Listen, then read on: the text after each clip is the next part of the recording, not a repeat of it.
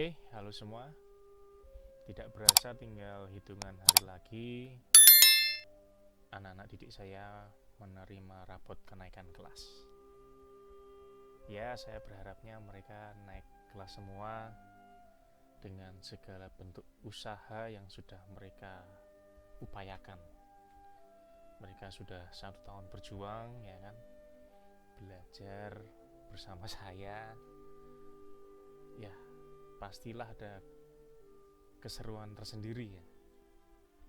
Dapat mengenal mereka kurang lebih 1 tahun dengan berbagai karakternya masing-masing. Ya, inilah menariknya di sini. Saya sudah menjadi guru untuk anak-anak di setiap angkatan, sudah 3 angkatan lah. 3 angkatan, setiap angkatan punya karakternya masing-masing. Tapi pada intinya, setiap anak didik yang ada di kelas saya selalu menanamkan ke dalam diri mereka. Pertama, terkait kegigihan atau usaha, apapun itu bentuknya. Kedua, tentang cerdas dalam menghadapi berbagai permasalahan. Yang ketiga, ini terkait berpikir kritis. Saya rasa anak-anak didik saya yang sudah merasakan kelas saya akan menemukan 3 hal itu ya. Pak Niko tuh modelnya suka anak yang dia itu mau berusaha, walaupun dia itu mungkin kurang dibandingkan teman-teman yang lain, tapi ketika anak itu bisa menunjukkan usaha, itu sudah menjadi poin plus buat anak itu menurut pandangan saya. Mengapa? Karena ketika anak itu sudah secara alamiah ya, sudah terbentuk dengan kegigihannya, ketika ditarik maju untuk beberapa tahun ke depan, itu bisa menjadi modal. Walaupun anak itu tidak terlalu smart, tetapi saya yakin tempat manapun itu ya, tempat kerja manapun itu pasti butuh orang-orang yang mau berusaha. Lalu kedua, terkait kecerdasan, ya apapun itu bentuknya. Ambil hal sederhana, misalnya ketika mereka mengerjakan ulangan, lalu biasanya di Romawi 3 ya, di bagian uraian itu misalnya tempat untuk menulis itu tidak cukup, maka saya selalu mengajak mereka untuk berpikir, ya kalau tidak cukup, kenapa tidak di sebaliknya. Atau permasalahan-permasalahan lainnya yang membuat anak itu bisa menemukan solusi dan tidak takut salah dari apa yang sudah, keputusan yang sudah diambilnya. Nah, ini yang ketiga, ini yang paling sering terkait berpikir kritis. Semoga saja anak-anak saya itu ngeh gitu ya, ketika saya di kelas lalu memberikan suatu materi. Saya sangat jarang sekali mentransfer ilmu, itu jarang sekali. Pasti saya memberikan permasalahan terlebih dahulu. Ya, jatuhnya tanya jawab gitu. Tapi mereka berpikir, bagaimana menurut kalian terkait permasalahan itu? Kurang lebihnya seperti itu. Logikanya gimana, nalarnya gimana? Andai kata anak itu salah dalam menjawab, ya nggak masalah. Yang penting sudah berusaha menjawab. Dan tugas saya sebagai guru yang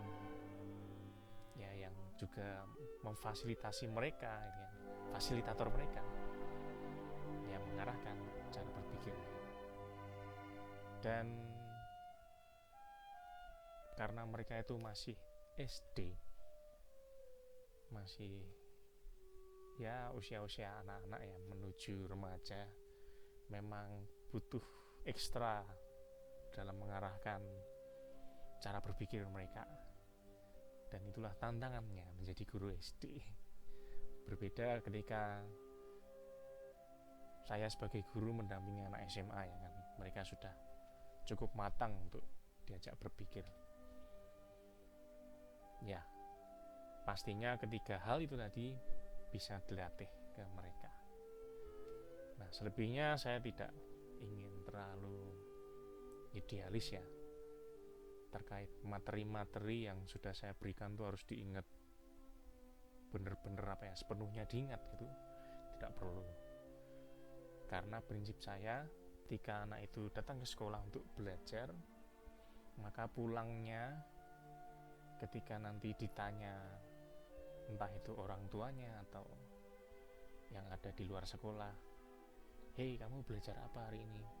Ya, saya harapannya paling tidak anak itu bisa menyampaikan poin pentingnya, walaupun tidak tahu sangat spesifik ya, tidak terlalu dalam.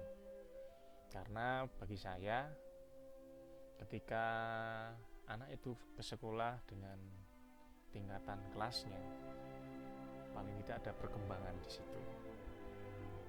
Contoh sederhananya, misalnya waktu TK, waktu SD kelas bawah tahu bahwa daun itu berwarna hijau, maka paling tidak di kelas atas anak itu harus berkembang, tidak hanya sekedar tahu daun itu berwarna hijau, tapi juga tahu bahwa daun itu butuh matahari, misalnya butuh disiram, butuh diberi pupuk, ternyata ada proses fotosintesis. Paling tidak hal-hal yang mendasar yang bisa dipahami.